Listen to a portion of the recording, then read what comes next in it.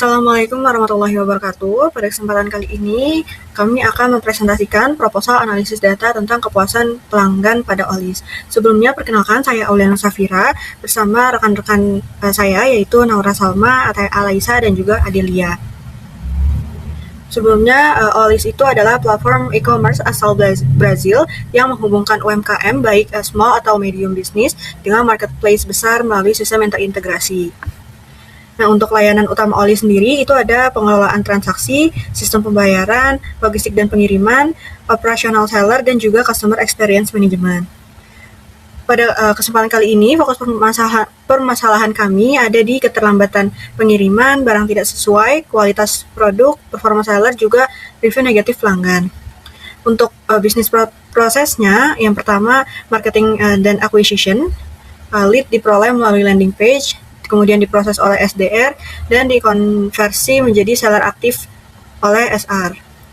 Yang kedua, sales and operation, di mana seller menjual produk melalui Olis Store, dan Olis mengelola menjadi transaksi, pembayaran, logistik, dan juga pengiriman. Dan bisnis proses yang terakhir ada di customer experience, di mana pelanggan melakukan pembelian produk, kemudian memberikan review setelah barang diterima, dan yang terakhir review digunakan untuk indikator customer satisfaction. Selanjutnya, problem identifikasi dari permasalahan utama kami, yaitu sebagai platform e-commerce end-to-end, Olis itu menghadapi tantangan dalam menjaga customer satisfaction dan kualitas pengalaman pelanggan. Nah, beberapa tantangan utamanya antara lain keterlambatan pengiriman barang, kualitas produk untuk sesuai ekspektasi, ketidaksesuaian barang yang diterima pelanggan, performa seller yang belum konsisten, dan pengalaman transaksi yang kurang optimal. Nah, karena permasalahan tersebut timbul dampak terhadap bisnis Olis, yaitu rendahnya review score, meningkatnya risiko customer churn, menurunnya reputasi platform, dan berkurangnya loyalitas pelanggan. Maka dari itu, kami perlu melakukan analisis dengan tujuan untuk mengidentifikasi faktor penyebab review negatif, menentukan faktor yang memengaruhi customer satisfaction, mengidentifikasi transaksi beresiko menghasilkan pengalaman buruk, juga memberikan rekomendasi perbaikan layanan berbasis data. Nextnya kami ada data preparation plan. Nah, ini merupakan data source Brazilian e-commerce dataset dari Kaggle, dan juga marketing funnel dataset juga dari Kaggle. Untuk dataset use yang kami lakukan yang ada itu dari customer, order review, order items, product, sellers, payment, dan marketing funnel. Sedangkan untuk data preparation prosesnya itu akan kami lakukan yang pertama data cleaning, yang kedua data transformation, yang ketiga data integration, yang keempat exploratory data analysis, dan yang terakhir feature preparation variable prepared. Oke, perkenalkan nama saya Naura Salma Fatima.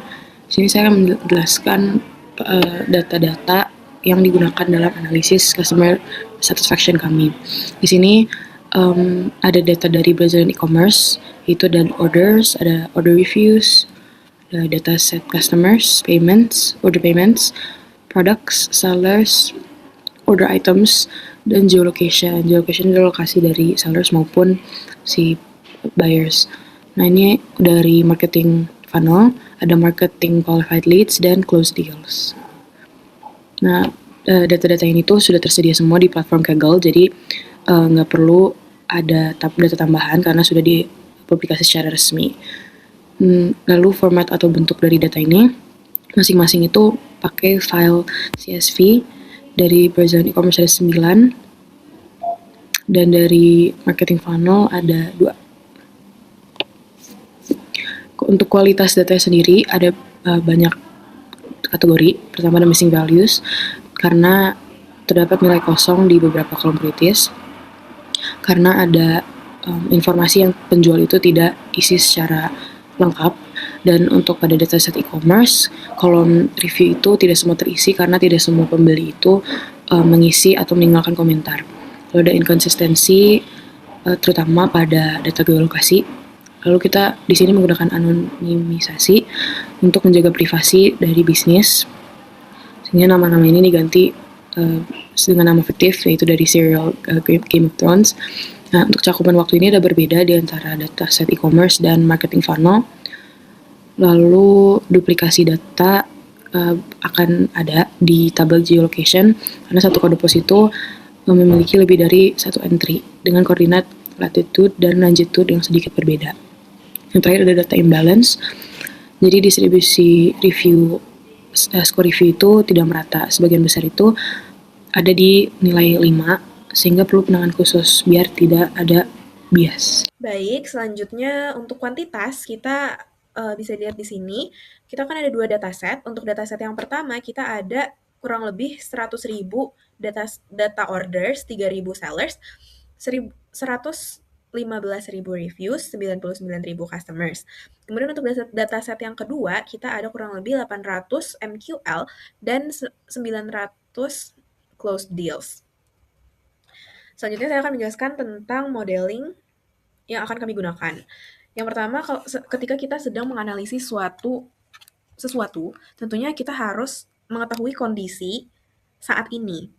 Nah, untuk memahami kondisi customer satisfaction secara umum, kami memutuskan untuk menggunakan descriptive analysis dengan bentukan analisis sebagai berikut.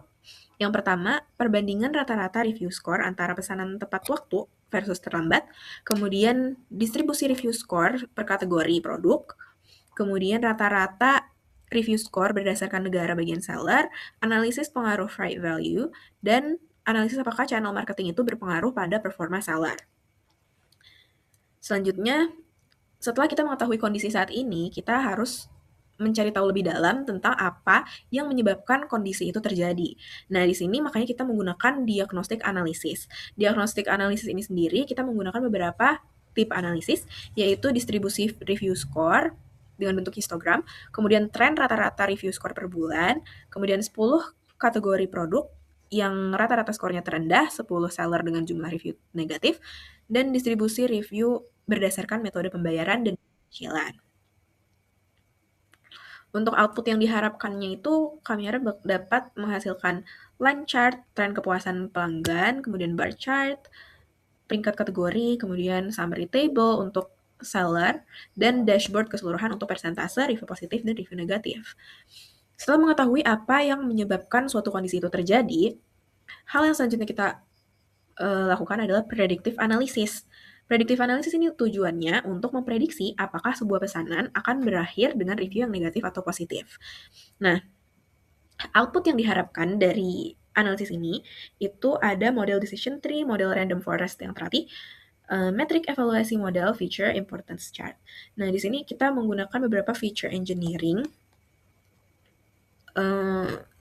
Bisa dilihat dari sini ada selisih hari, kemudian is late untuk apakah dia terlambat atau tidak, kemudian freight value itu untuk biaya pengiriman yang dibayar pelanggan, price untuk harga produknya, dan seterusnya. Nah, asal tabelnya itu juga dari dataset yang disediakan di Kaggle.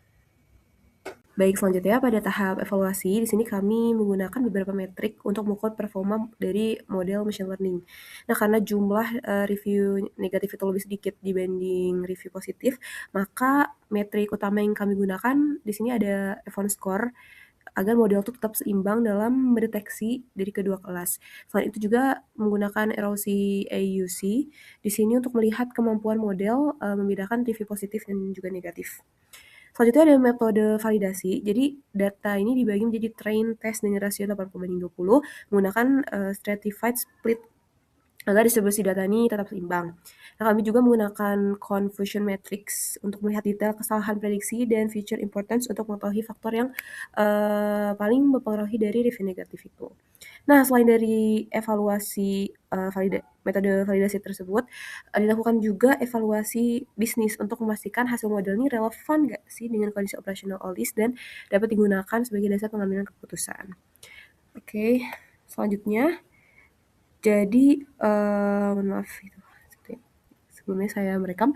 Nah, untuk di sini ada rencana kerja proyek kami. Di sini dibagi menjadi 4 tahap ya. Ada yang pertama ada pengumpulan data, kemudian dilanjutkan dengan data cleaning, integrasi dataset, dan setelah data siap nanti dilakukan tahap analisis dan machine learning. Lalu pada tahap akhir akan membuat visualisasi dashboard dan penyusunan laporan. Untuk pembagian tugasnya juga disesuaikan dengan peran masing-masing. Di sini ada data analyst, data engineer, data scientist, sampai ke analytics manager. Ini dilakukan agar proses pengerjaannya tuh lebih efektif dan terstruktur juga. Nah, di sini juga apa ya, adanya implementasi dari rekomendasi analisisnya itu ada di aspek finansial juga. Dengan memprediksi review negatif gitu ya lebih awal, perusahaan tuh bisa melakukan intervensi gitu ya, sehingga kepuasan pelanggan meningkat dan peluang repeat purchase itu menjadi lebih tinggi.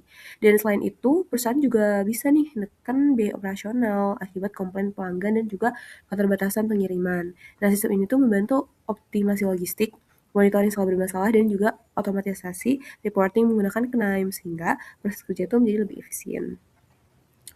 Sekian presentasi dari kami, kurang lebihnya mohon maaf. Wassalamualaikum warahmatullahi wabarakatuh.